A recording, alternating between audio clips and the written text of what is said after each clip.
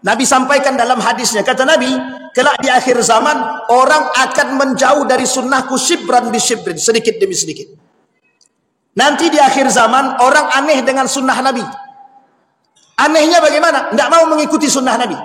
Orang pakai sunnah Nabi dia bilang, oh ini sok sunnah ini sok suci, sok bersih, sok baik dan lain sebagainya. Tapi kalau ada pelaku kemungkaran, kemaksiatan, biasa saja, itu haknya mereka. Kita tak berani menentang. Assalamualaikum warahmatullahi wabarakatuh. Saya bersama Biker Subuhan Pekanbaru Riau. Bagi yang sudah bergabung, istiqomah. Bagi yang belum, segera bergabung. Kiamat sudah dekat. Berkah selalu, sukses. Assalamualaikum warahmatullahi wabarakatuh. Syaitanirrajim. Bismillahirrahmanirrahim. Assalamualaikum warahmatullahi wabarakatuh. Alhamdulillahi Rabbil Alamin wa bihi nasta'inu ala umuri dunya waddin wassalatu wassalamu ala ashrafil anbiya'i wal mursalin wa ala alihi wa sahbihi ajma'in. Allahumma salli wa sallim wa barik ala hadha an-nabiyil karim. Allahumma salli ala Muhammad wa ala ali Muhammad fil alamin innaka Hamidum Majid. Ya ayuhan nasu ittaqu rabbakum alladhi khalaqakum min nafsin wahidah wa khalaqa minha zawjaha wa batha minhuma rijalan katsiran wa nisaa'a wattaqullaha alladzi tasaaluna bihi wal arham innallaha kana 'alaikum raqiba. Puji syukur kehadirat Allah dengan mengucapkan alhamdulillahirabbil alamin. Bersalawat kepada Nabi dengan mengucapkan Allahumma shalli ala Muhammad wa ala ali Muhammad fil alamin innaka Hamidum Majid. Bapak Ibu sekalian yang berbahagia, mudah-mudahan kita semua yang hadir di zuhur ini Allah berikan keberkahan, rahmatnya, karunia-Nya. Insyaallah kita husnul khatimah dan istiqamah dalam kebaikan dan ketaatan. Amin ya rabbal alamin. Baik Bapak Ibu sekalian yang berbahagia, di zuhur ini kita akan coba mengkaji satu buku judulnya Nawaqidul Islam, yang membatalkan keislaman. Ada 10 poin yang membatalkan keislaman. Buku ini kita ambil dari pengarangnya Syekh Muhammad bin Abdul Wahab Sulaiman At-Tamimi. Kita ambil inti poinnya dan pentingnya tauhid atau nilai daripada yang tersebut dalam kitab tersebut. Baik Bapak Ibu sekalian yang berbahagia, di dalam kitab ini Syekh Sulaiman, lebih tepatnya Abdul Wahab, menuliskan 10 pembatal keislaman. Yang 10 pembatal keislaman ini banyak kita temukan di kalangan umat muslim hari ini dan meremehkan hal tersebut. Imam Al-Ghazali di dalam kitabnya Asnaful Maghrurin, dalam poin yang pertama, beliau menuliskan tentang ghururul kafir. Dalam pasal yang kedua, Imam Al-Ghazali menuliskan fi man yusyarikunal kuffar. Tapi dalam pasal yang ketiga, ada orang-orang yang disebut dengan fi man yattakiluna afwallah wa yuhmilul amal, atau wa yuhmilunal amal.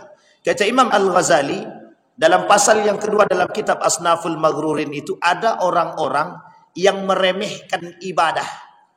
Ada orang-orang yang memanfaatkan, yang dimanfaatkan oleh mereka adalah ampunan Allah.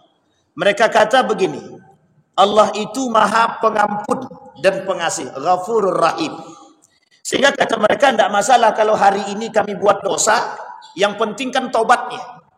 Yang penting kan tobatnya. Kalaupun kami buat dosa sekarang, besok kami bisa tobat. Ini namanya ihmalul amal, meremehkan amal.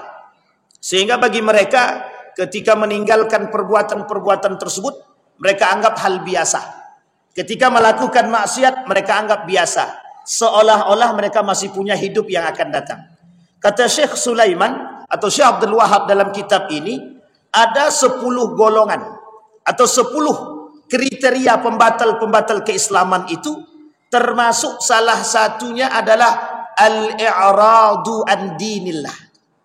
Orang yang meremehkan amal soleh, orang yang meremehkan Allah, itu masuk dalam kategori al-i'radu an dinillah, berpaling dari nilai-nilai agama, berpaling dari Allah. Kata Allah dalam Al-Quran, wa man azlamu mimman dzukira bi ayati rabbih thumma a'rada anha inna minal mujrimina muntaqimun. Kenapa poin ini kita angkat? Ada alasan, ada. Saking banyaknya hari ini manusia meremehkan Allah dan menjauhkan sikap dari Allah. Mereka menjadi manusia yang seolah-olah dengan amal ibadah yang kami miliki sudah cukup untuk menempuh surga. Padahal tidak.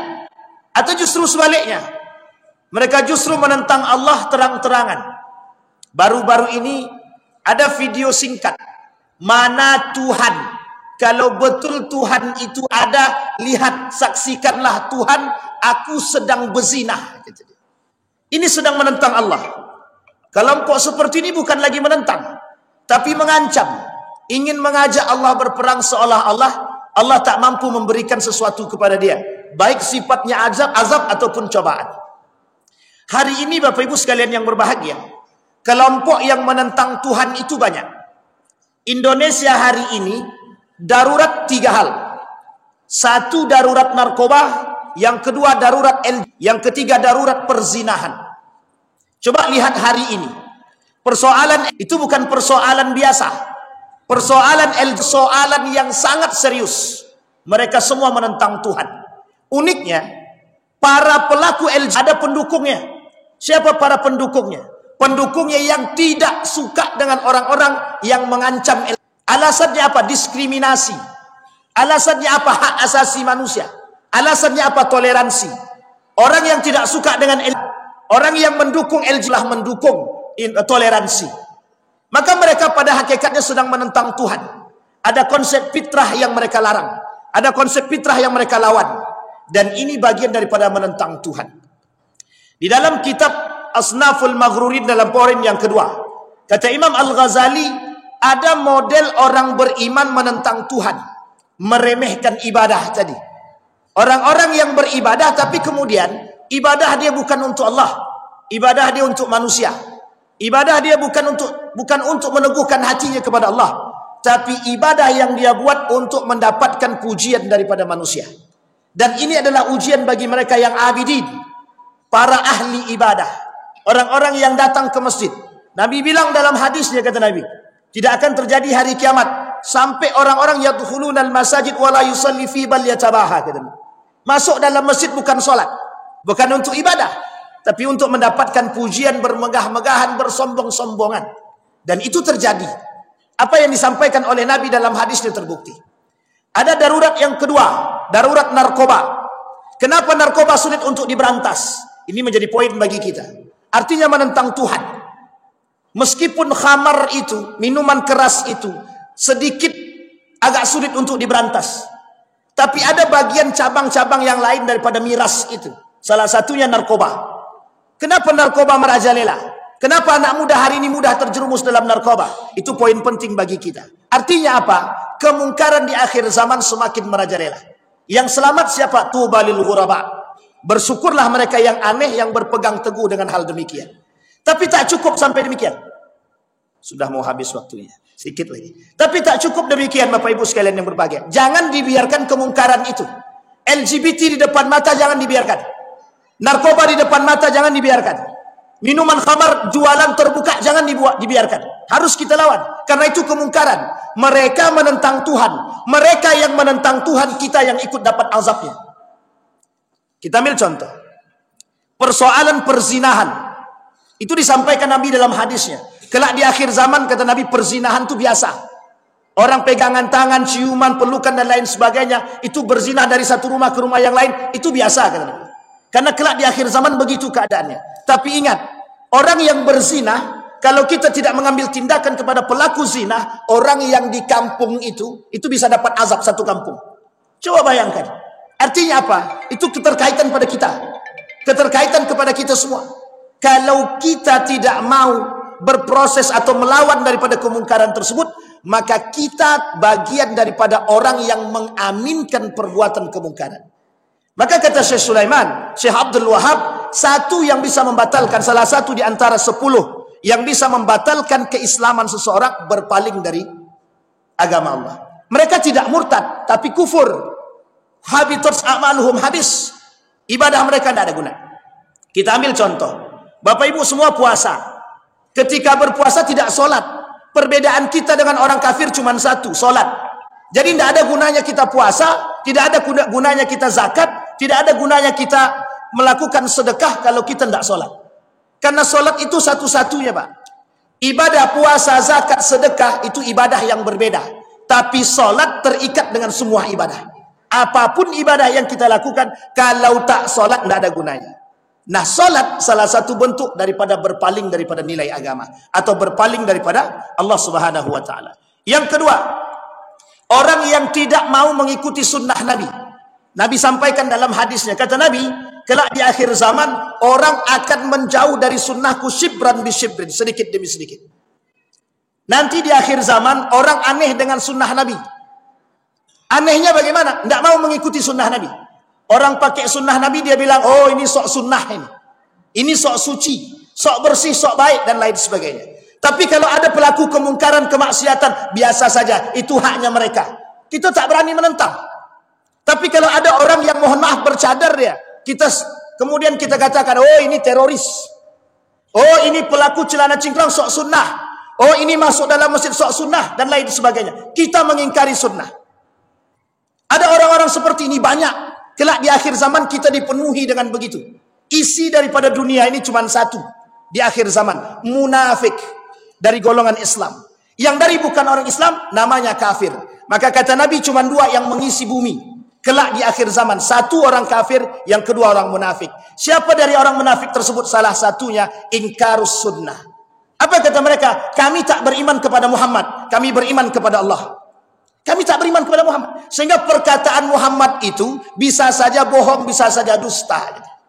Artinya apa? Mereka tidak suka dengan Muhammad. Dan itu muncul di tengah umat muslim hari ini. Semakin akhir zaman, semakin akan banyak orang-orang seperti ini yang muncul.